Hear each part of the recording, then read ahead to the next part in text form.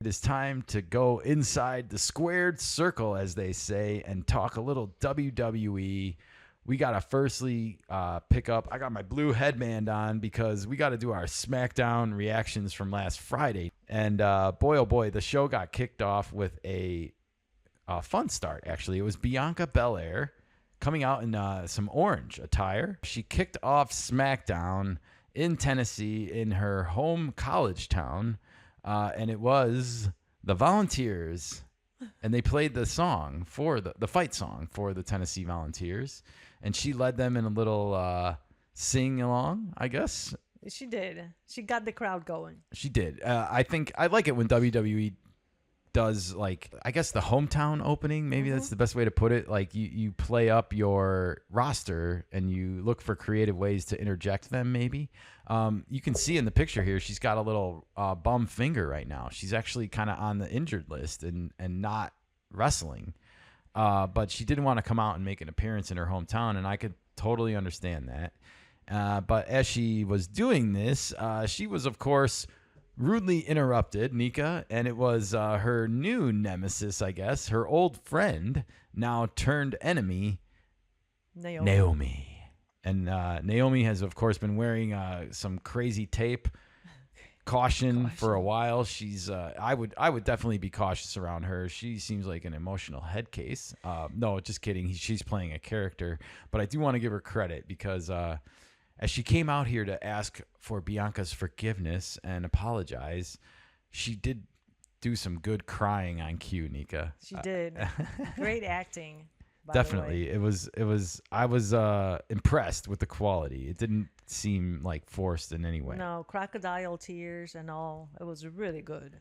Yeah, but Bianca wasn't having it. No. And before we could get any resolution to this, all of a sudden we found ourselves at the start of this three-way qualifier match for Money in the Bank, and Jade Cargill was coming out to the ring on Friday. This was our pick, Nika, for the winner of this qualifier match. But before we get into it, the outfit. I know you were a fan of the outfit. Yes, I liked it. I liked the whole look with the wig and everything. So. Yeah, Jade definitely has a great fashionista backstage, whoever's doing her up or helping her or advising her. And maybe it's just her, but she's doing awesome with the wardrobe choices, so keep it up. Unfortunately, Nika, if you can look at the next slide, this match did not go our way.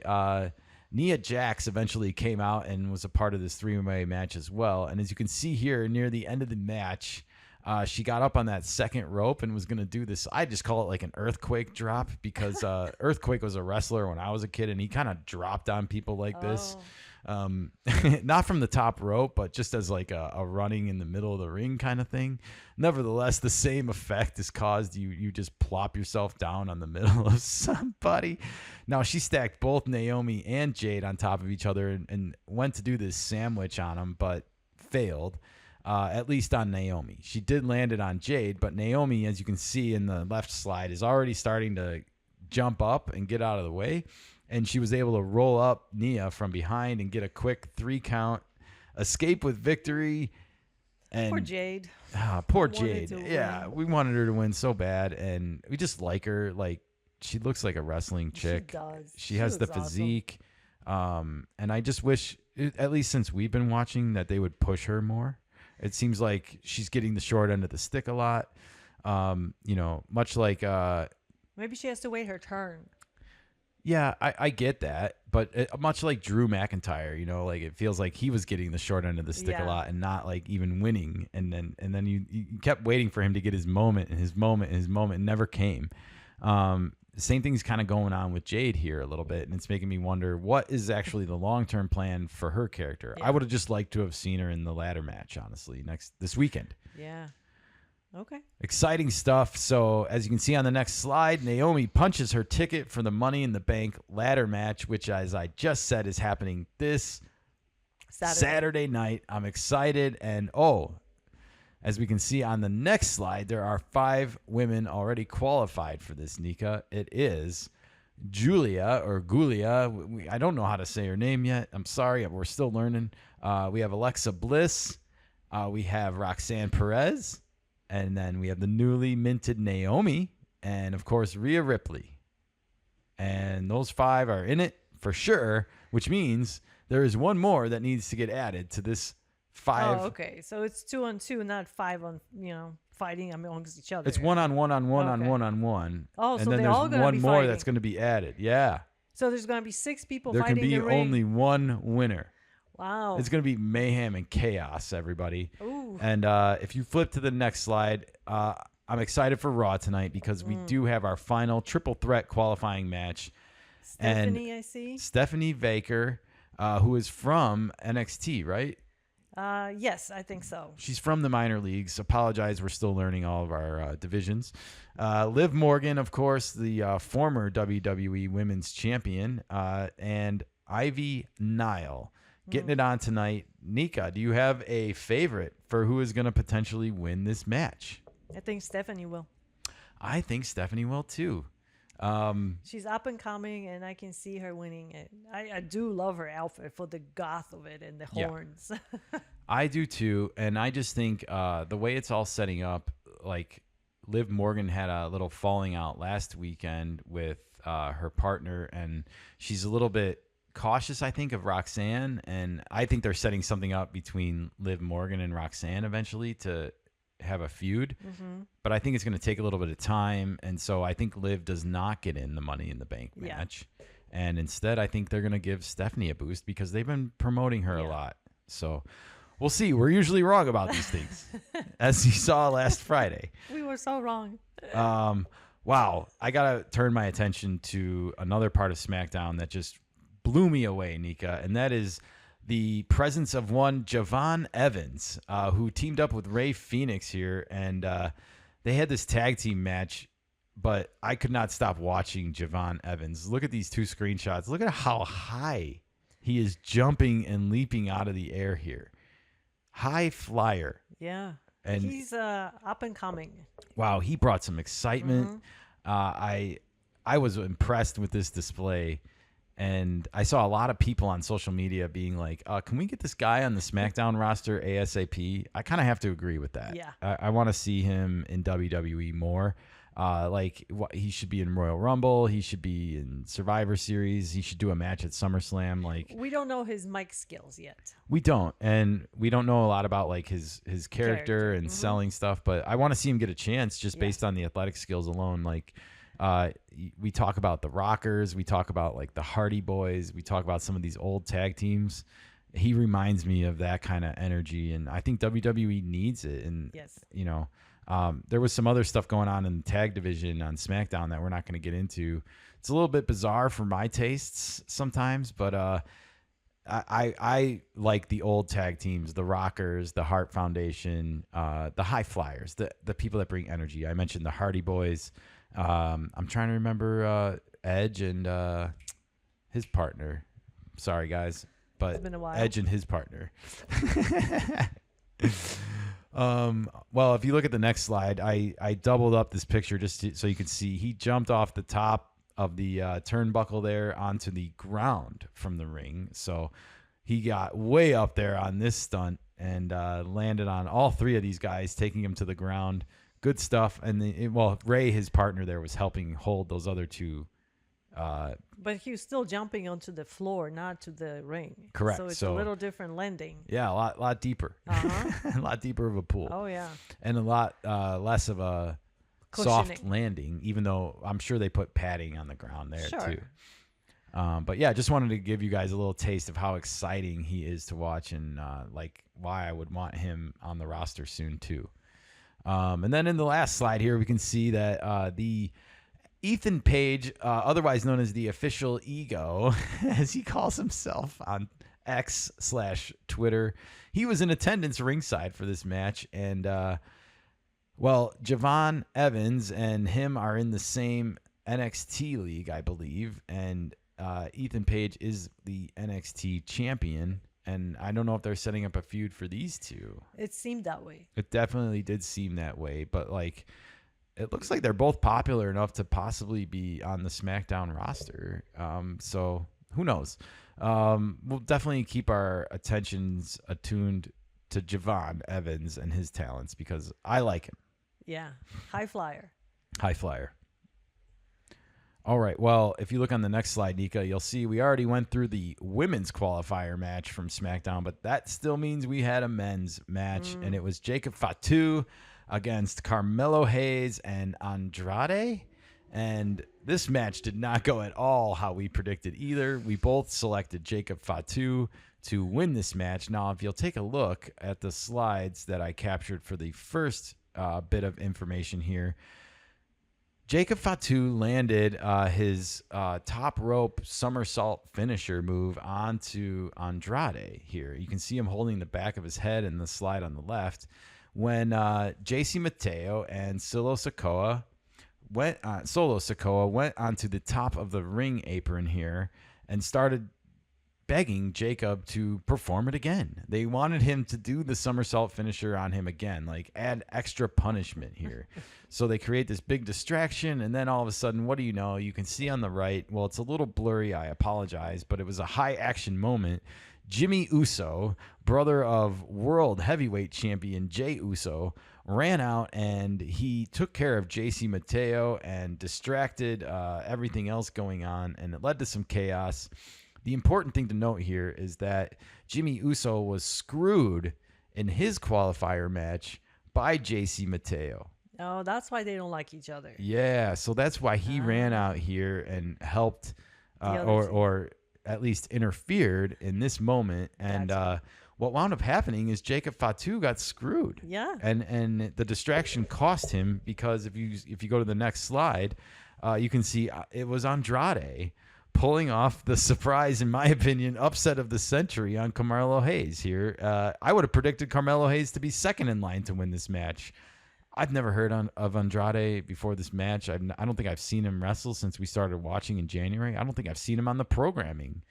Yeah, that's weird, right? So he was my last pick for this match, and somehow he is in here. So maybe he's getting bumped up that we don't know yet. And that's true. And we also don't follow it every day, what is happening in the wrestling world. Not yet.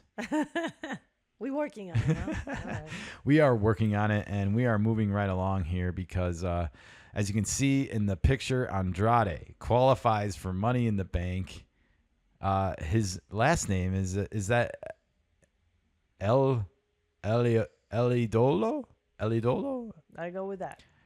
Well, all I can say is it's not a double L because the left line is taller than the right line for the next to in his last name. All right, Nika can't see; it's way too small on her screen. Hey, flip to the next slide though, and you can see these are the 5 men who have qualified so far for Money in the Bank. It is Solo Sikoa. It is Andrade. It is Seth freaking Rollins and Penta, as we saw on last Monday night's Raw. And it is also, of course, the LA Knight.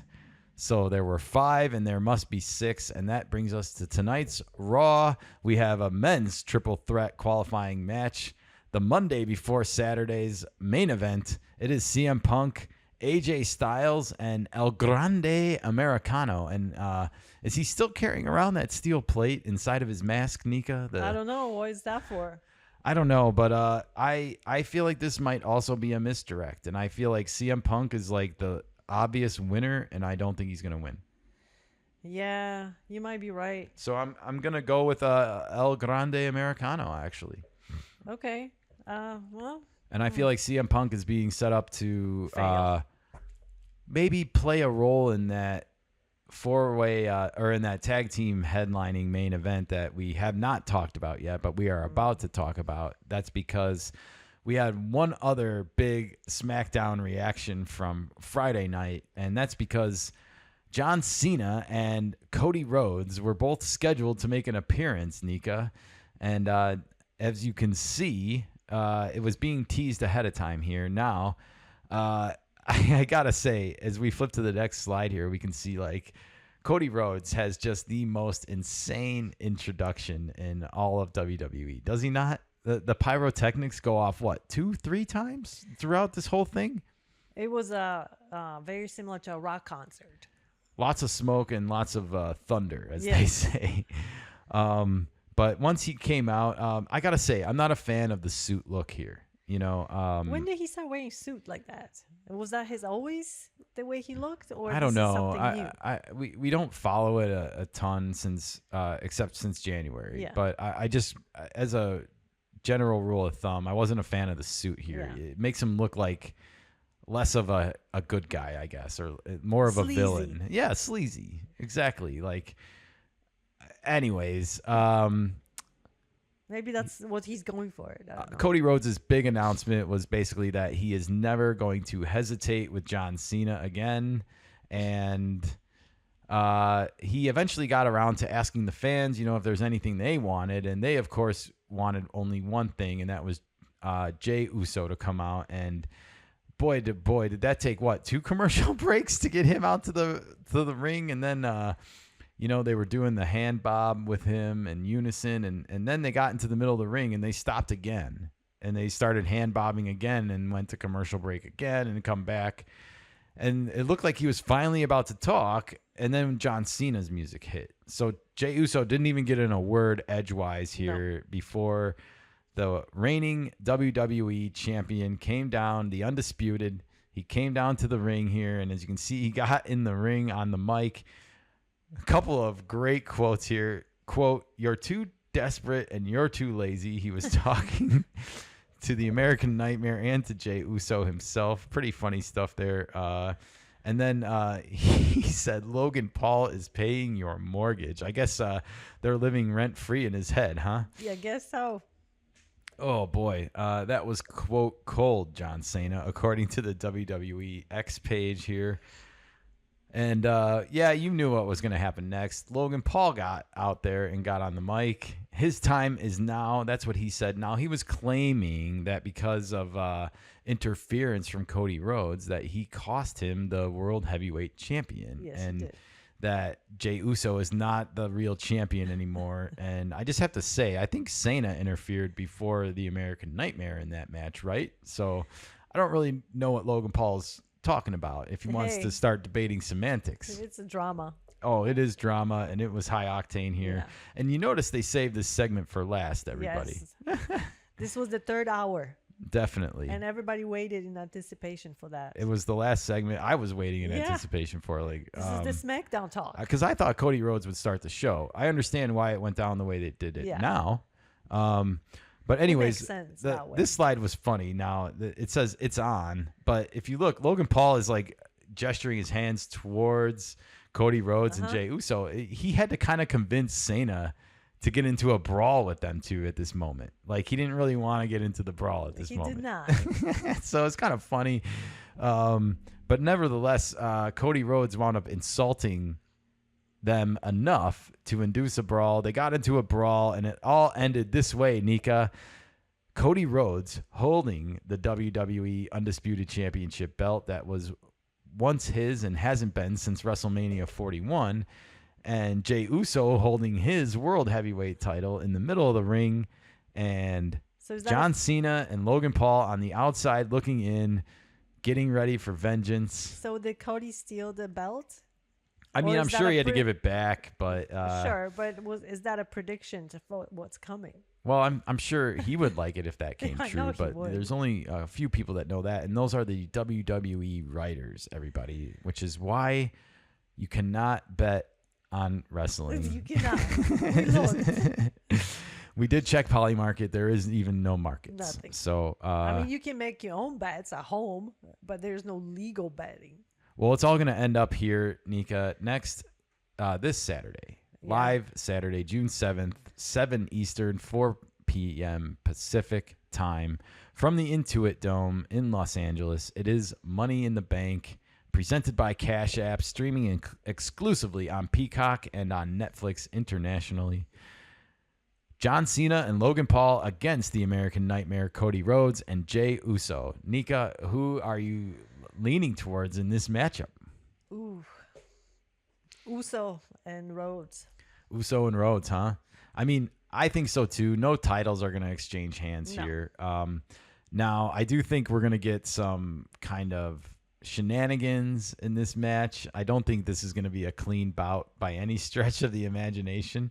So we'll have to wait and see how it all plays out, how it all goes down. I also want to point out that I think CM Punk has some unfinished business here.